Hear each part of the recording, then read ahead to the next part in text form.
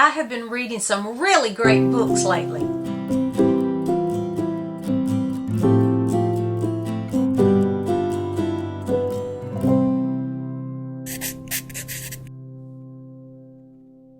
Hey there, it's Mitzi. Welcome to my channel. Today I wanted to give you an update on what I've been reading lately. Most of these books I started in September and I just finished them up this last week, so I wanted to talk about those. The first one was a book that I was planning on reading for Victober, so I decided to go ahead and start it. I think it was like the last week in September I started it. It's not very long, but it's called A Welsh Singer. This is my copy. It doesn't have anything, no sort of illustration on it, but it's a beautiful little copy, and I didn't realize that this was out of print.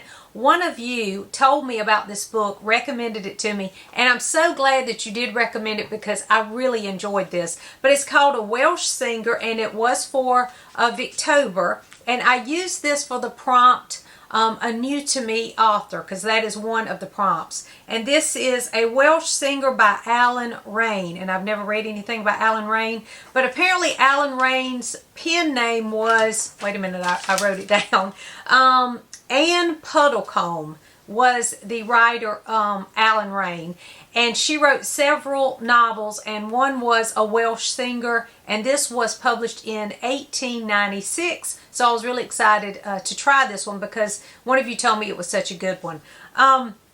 There was a quote in here that I really enjoyed. It said there is, and I put it on the back of the book, it said, "There is no thought so black that music will not silver its wings." And that is one of the quotes from this book, A Welsh Singer. This is about a girl, I think her name is Mafanwi or something like that. I looked up the pronunciation on the names of these people, and I really had trouble with it because I tried. There were several pronunciations for Mafanwi, or however you say it, and several of them were different. So I just went with what I wanted to call her. And then the other main character, I was calling Ewan, but I know that's not how you pronounce this name. But anyway, that was how I pronounced it, just for simplicity, because this did have a lot of dialect and terms that I could not pronounce, had no idea what they meant.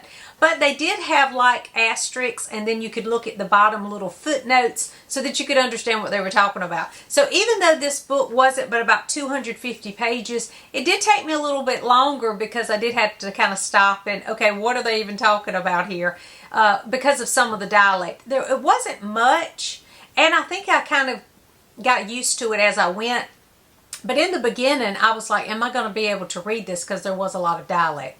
Again, this is out of print, so I do hope that you can find a copy, A Welsh Singer, because it really was a good one, and it was great for Victober, and it was perfect for the new to me author, because I would like to read some more by this author. This story is about two shepherds, a shepherd and a shepherdess, and they are raised together. They are orphans, but they are taken on by this sweet couple, and they're raised together as they tend the sheep. And they both are talented. Ewan, or however you say his name, he is a talented sculptor, and Mafanwi, she is a singer. And both of them, their talents are discovered through the story, and so they part ways and make a life for themselves. But at the beginning of the story, they are promising to each other that they will come back and live happily ever after. And so you follow them through the story to see if that, in fact, happens.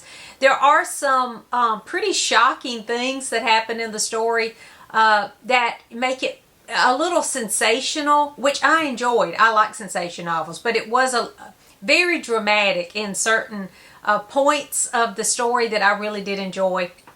One of the things that when I was discussing this with my husband, I said, this book's really not plausible, but I enjoyed it anyway, and I kind of told him why I thought that these things couldn't happen, and he disagreed with me. He was kind of like, well, I don't know if, because there's a part where someone is not recognized, and I'm like, there's no way they would know who that was. And he was like, well, how many years has it been, and that kind of thing. So I started thinking, well, maybe they didn't recognize him. And then I thought, you know what, he loves Superman.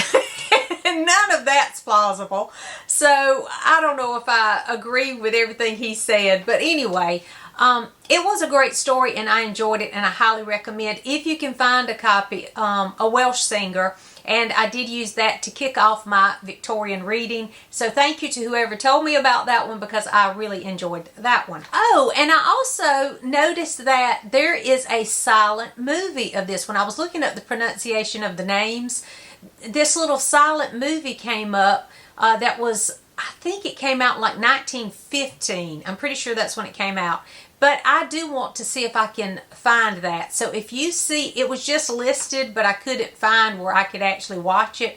If you can find the silent movie, leave a link to it so that I can watch that because I would love to watch the silent movie adaptation of A Welsh Singer too. I think it's called A Welsh Singer as well. The next one I finished was Autumn Chills by Agatha Christie. This is a short story collection. I've talked about this a couple of times already, so I won't say too much about it, but I finished it up, so I wanted to report back to you that I did finish it. I pre-ordered this because this is a new edition, a new collection of some of her short stories.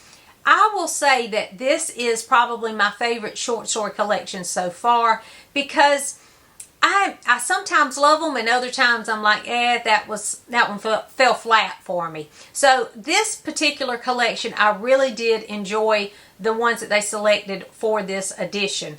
There were some favorites. Triangle at Rhodes, I loved that one. While the Light Lasts, Murder in the Mews, those were some highlights. Again, I enjoyed all of them, but it ended with my favorite, which is, and I brought my little book of it here, Witness for the Prosecution. The last story in this collection is Witness for the Prosecution, and still, hands down, it's my favorite short story yet by Agatha Christie. I love that short story. So this really ended on a high note for me because I was able to revisit Witness for the Prosecution, and it was even better the next time. So I highly recommend this collection of short stories. Again, you can find her short stories all over the place. You don't have to get this edition, but I do like the seasonal editions that have come out, and so I did collect those. This was a highlight of September on into the first week in October. And then our group read for Victober is The Way We Live Now by Anthony Trollope. I've only read one other book by Anthony Trollope, The Warden, and this is just my second one, but it won't be my last by Anthony Trollope. I love this. This is 5-star. I'm not going to say too much about it because it is the group read. So chances are many of you are reading this right now, so I'm not going to say too much about it yet.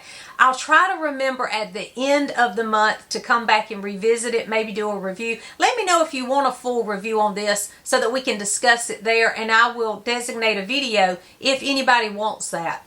But I loved this. Now, it is a chunky one, so I did start this, I think like the second week in September. As soon as they mentioned that this was the group read, I ordered a copy, and right after it came in, I started reading it because I wanted to make sure that I read this and was able to get all the other things I wanted to read for Victober. But this was a great start to my Victober. It was a page turner. It's like a soap opera, really. There are so many characters, and they are super interesting characters. And the things that they do. I don't want to give away anything because I went in this not knowing one thing about, I didn't know who was in it, what was gonna happen. So I want you to go in the same way. But again, I loved it, and if you want a full review of this, I can do that. Just let me know in the comments. But I highly recommend Anthony Trollope's The Way We Live Now. This was a great selection for our group read this year. And then yesterday I finished A Doom Full of Sugar by Catherine Bruns. Storm over at Storm Reads had suggested I read this after I read the Apple Cider Shop Mysteries. I think Cider Shop Mysteries. I think that's the name of the little trilogy I really enjoyed. It's another cozy mystery, and she felt like we were in a sprint. I don't remember what we were doing, but we were all in some reading sprint, and I mentioned that I had finished the Cider Shop Mysteries, and so Storm mentioned this book. She said you might enjoy it because it has maple syrup and it's cozy, a lot like the Cider Shop. And she's right. This was super cozy. It's a lot like the Cider Shop. This, though, is set in Vermont. The Cider Shop Mysteries are set in West Virginia, the mountains of West Virginia, where this is set in Vermont, and it is a farm, and they harvest maple syrup. And, of course, who doesn't love maple syrup? This was a fun one. It is I think this is fairly new. I'm not sure when this came out, but I think there's like 3 right now in this series. So I like that because a lot of the series I start, there's like 30 books, and I'm like, I'll never catch up with that. So I do like it when there's just a few books out there because I feel like I can catch up with those cozy mysteries. But if you do enjoy cozy mysteries that involve food or sweets, you probably would enjoy this one. This one is about a girl who lives in Florida, and she moves back to Vermont for a year to take over the farm because her father has been murdered. So, of course, she's there to run the farm for a year, but she also is there to figure out who, to solve this murder around her father. I like the end of this too. I'm not going to say too much about it because it is a cozy mystery. You know how that goes. Everybody is a suspect pretty much in the story. But there was a surprise in this one and I'm not going to say anything else, but that there was a surprise. Didn't see it coming, and I like the way that this did have a little kind of a twist on it close to the end. I'll just say that. One other thing that's really sweet about this book is there is a few recipes in the back. And I'm going to try some of these because it's the perfect time to try some maple syrup type recipes. Let me look and see what some of them are. So there's one for baklava because the main character's mom, she's known for her baklava recipe, and I love baklava. Maple shortbread cookies. I think that's the one I'm going to try. Then there are maple syrup bagels, glazed maple donuts. That sounds good. And maple pork chops. So several recipes in here. I thought that was a great addition to a cozy mystery. And so I do plan on trying at least the shortbread cookies. I thought that would be fun to try soon during this season. So we'll see, and I'll let you know how that goes. But I do recommend this if you like cozy mysteries, especially if you like, something if you have a sweet tooth and like maple syrup. This one is super cozy, and it did have kind of a fallish vibe because of some of the things that are happening. They're touring the farm and some of the things that they describe in the story that I really enjoyed. So those are the books I've been reading. Right now I'm still reading through a Ray Bradbury short story collection with Art and Alice. That is going great. We're just taking our time reading the short stories and then discussing them as we read them, and that is going great. I have a buddy read right now of Aurora Floyd for Victober with Gemma and Nikki. We're enjoying that book too. Those are 2 fantastic books. And then this week I have started the second in the Nancy Drew, because I do have a group read of the Nancy Drew book. So I'm on the second book, and we're talking about that one too. So it's been great reading, a great start to my Victober, and lots of other fun fallish reads as well. What have you been reading? Let me know in the comments. Thanks for watching, and I'll see you soon.